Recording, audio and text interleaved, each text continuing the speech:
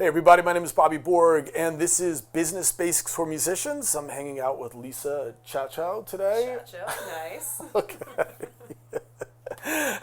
Don't tell me I said that wrong again. I'm Lisa Chachow, this is Bobby Borg, so we're hanging out today. This is a running joke, by the way.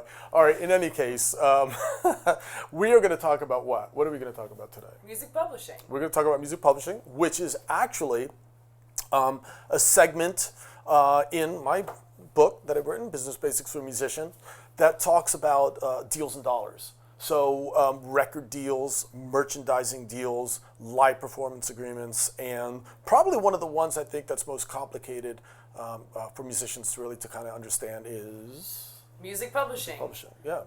Which is magically going to make me money, and somehow that money is going to get to me, and everything in between I don't understand. Right. Right. I mean, this is a huge topic, so maybe we should just start breaking down, some of the very, very basics, right? Okay. So, I mean, first and foremost, what is music publishing? Music publishing is the business of songs. So, I mean, in essence, it's everything to do with your songs, from the actual creation to the plugging to the licensing to the collecting of incomes to maybe policing the songs to make sure that they don't get infringed, etc. So there's quite a lot involved.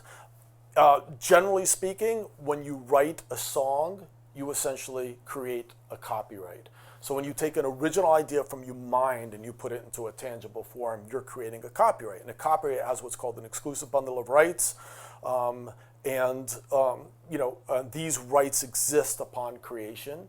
And in order to strengthen those rights, you would then register that copyright with copyright.gov, right, with the Copyright Office in Washington, D.C., which further strengthens your rights. Okay? So now this valuable asset makes certain incomes. When you make it available for commercial sale to the public, you have incomes such as mechanical royalties, right? You have monies that come in called performance royalties. You have monies come in called synchronization royalties. And you have money that comes in called print royalties. And when all of these monies are used overseas, we can refer to them as foreign sub-publishing incomes. And when these monies are used on the internet in digital format, we can refer to them as electronic transmissions. So at some point, you might say, wow, Bobby, what the hell did you just say? And that sounds pretty complicated. I would love somebody else to handle this for me. Now, if you've built enough equity or value in those songs, an established music publisher might be willing to come in and take your songs and be able to do the things that we mentioned before. Try to find placements for you. Make sure that you're getting the money, collected correctly, and so on and so forth.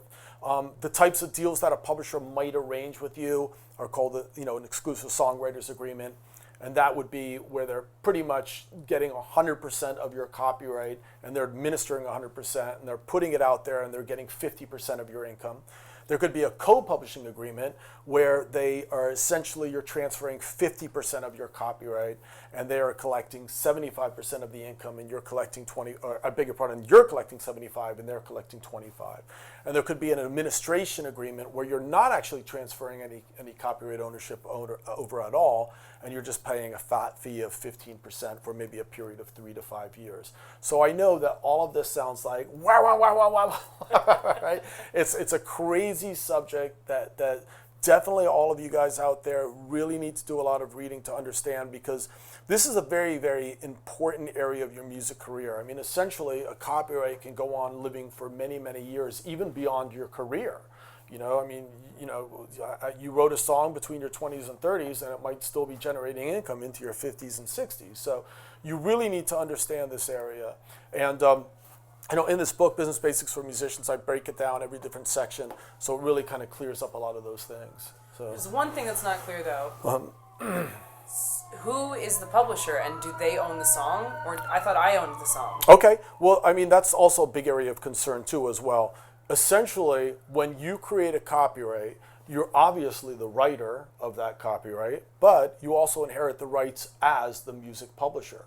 So in other words, you are both the writer and the music publisher. A lot of people don't know that. And until you actually transfer those rights to somebody else, such as an established music publisher, then somebody else becomes the publisher. So essentially you are the writer and you are the publisher. So, you have to understand, when money comes in, you are collecting the writer's share and the publisher's share of that income. So it's all very, very complicated stuff. So merchandising is also a very, very important area. And you have to understand the, merchandising deals. You have to understand also live performance deals and what you could get paid, So for example, in Los Angeles, it's what? Nothing, right? It's free, or you pay somebody else, right? Right? I mean, that's a whole nother segment. Maybe we'll talk about that some other time. But and anyway, next segment, what I'd like to talk about is what's called the future of the music business. So you're going to pull out your crystal ball, and you're going to tell us what's going to happen in 5 years in the music industry. Perfect. I'll All go right? get it right now. All right, thanks, you guys. Definitely come back. Take care.